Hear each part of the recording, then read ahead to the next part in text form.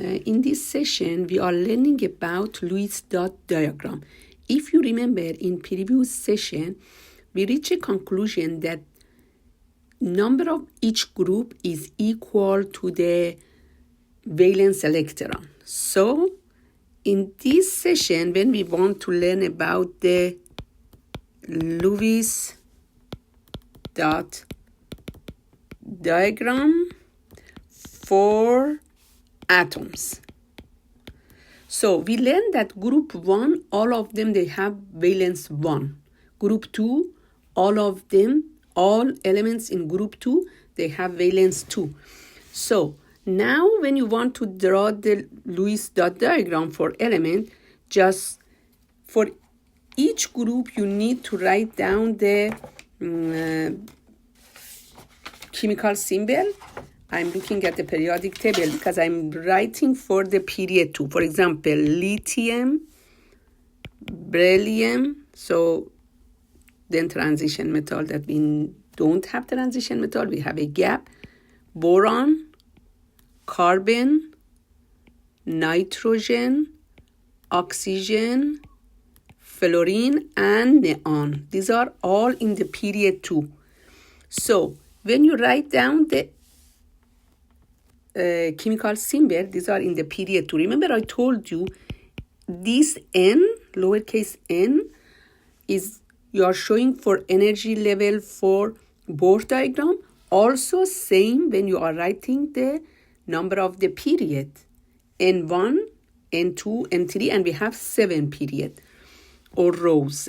So when you want to draw the Lewis dot diagram, just you write down the chemical symbol. Group 1, 1 valence electron. We start from the top and moving clockwise. Group 2, 2 valence electron.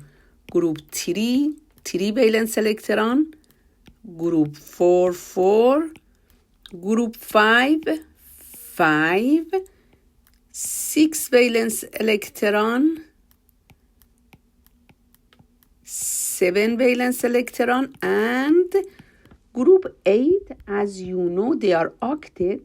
It means they are full of electron and they have 8 electron. It means the valence shell is full of electron with 8 electron. So this is really important. Lewis dot diagram is really important because later on, when we want to learn to draw the Lewis structure for molecules, as the atom, the central atom, when we want to put in the central of the molecule, you have to follow the same structure. For example, for nitrogen or for oxygen, you cannot put like this randomly. No, this is not acceptable. You have to put in this design. Why? Because, for example, for oxygen, so it starts from top 1, 2, 3, 4, 5, 6. And you are learning that here, these 2 electrons, which we call them unpaired electron, okay? Unpaired electrons. These are, we call them paired electrons or lone pairs. Technically, these unpaired participate later on in covalent bond, but these paired electrons stay. So that's why it's really important. You have to understand and you have to keep in your mind. I don't say you have to memorize, but you have to keep in your mind. Group 5, they have 1 lone pair. Group 6, 2 lone pair.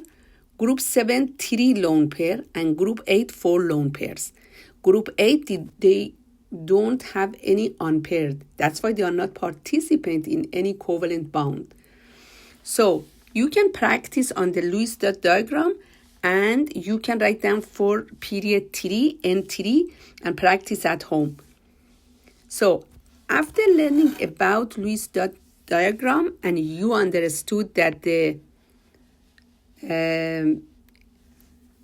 more about the periodic table, that in periodic table the number of the group is equal the valence electron, I would like to continue to understand the concept of the metal and non-metal. So I will say metals.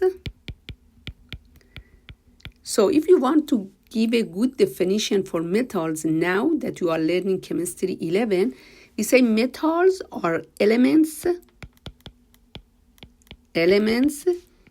that have 1 electron, 2 electron, or 3 electrons in their valence shell. In the valence shell. And compare with the metal, you will learn about the non-metal, right? Let me come down a little bit because I have to explain about octet rule too. Non-metals. The best definition now, non-metals, we say elements that have 5 electron, 6 electron, or 7 electron in their valence shell.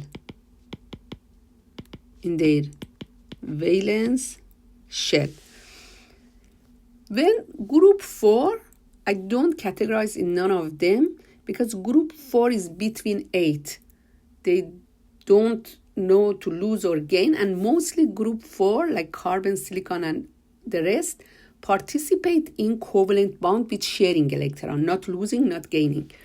So we know that we have a rules that in chemistry is really important, and that rule is octet rule. Octet rules means that group 8 that we call group 8 noble gases, right? Group 8 or 18 that we call them noble gases have 8 electron in the valence shell, right? They have 8 electron in the valence shell. So the other elements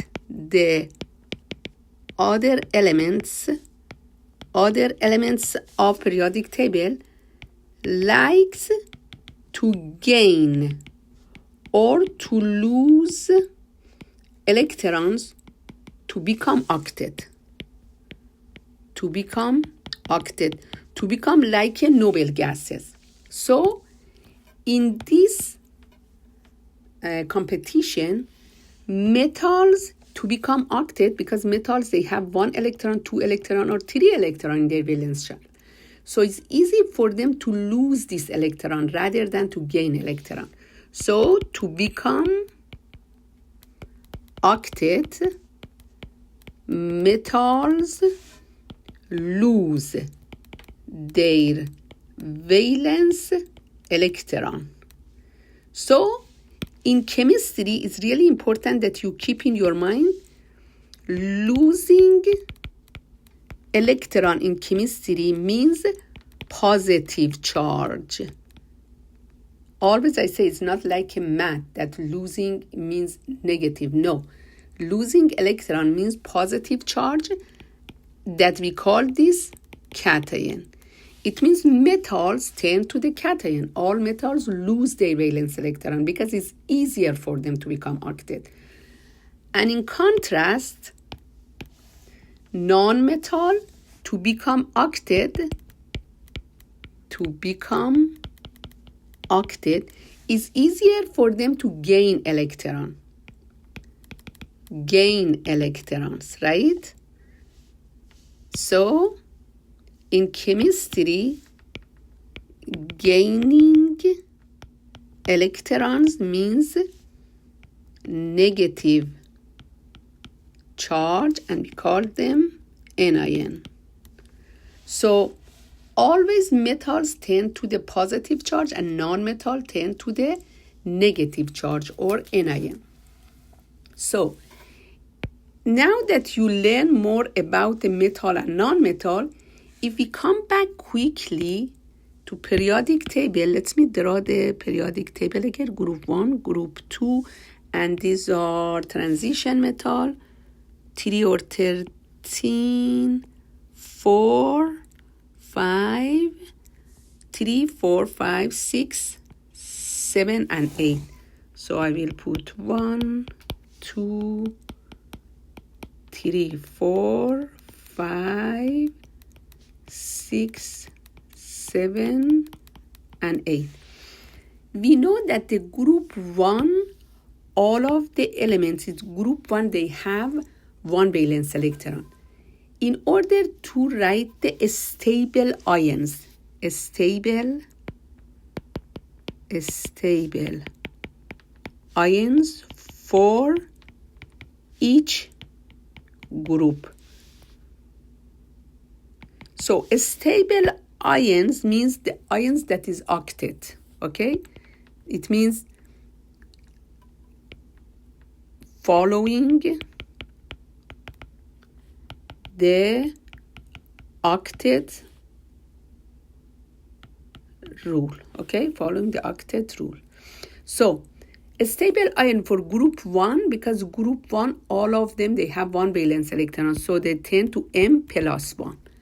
All group 1, they tend to cation with plus 1. All group 2, cation plus 2. Group 3, cation plus 3. Group 4, I told before, mostly participate in sharing electron and covalent bond. Group 5, M. So group 5 are non-metal. To become 8, 5, 8 minus 5, 3, minus 3. Group 6, 8 minus 6, 2, minus 2. Group 7, 8 minus 7, 1, minus 1. Group 8, they are octet already. So this is really important that you keep in your mind that each group, what is the stable ion for each group. And also, when you look at the periodic table, you can see these parts are metal. Only a corner of this section in the right side are non-metal. I can say 75% of the elements of the periodic table are metals. Only about 25% are non-metal. So let's stop this lesson here. Then we will continue more about the periodic table.